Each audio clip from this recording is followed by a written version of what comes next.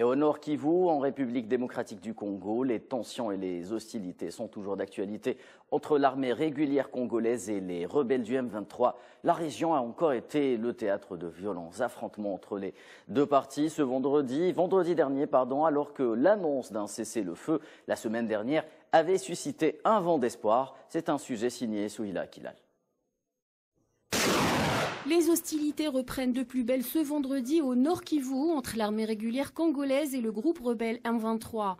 Et dans le même moment était attendu à Goma un avion d'aide européenne d'urgence pour lequel un couloir aérien spécial a été ouvert.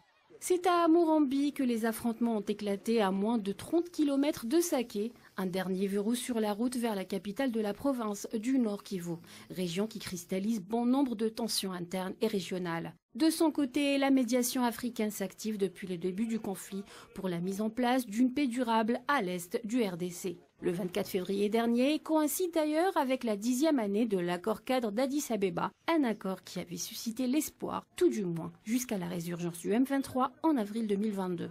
Un nouveau vent d'espoir avait par ailleurs soufflé sur le Nord Kivu il y a quelques jours à peine. En effet, au début du mois en cours, le président angolais João Lourenço avait annoncé une cessation des hostilités entre les deux belligérants pour ce 7 mars. Dès le lendemain, c'est-à-dire le 8 mars, gouvernement congolais et rebelles du M23 s'accusaient mutuellement d'avoir violé le cessez-le-feu. Alors que la situation humanitaire est de plus en plus alarmante, selon les agences des Nations Unies, en un an, plus de 800 000 personnes ont été touchées par ce conflit.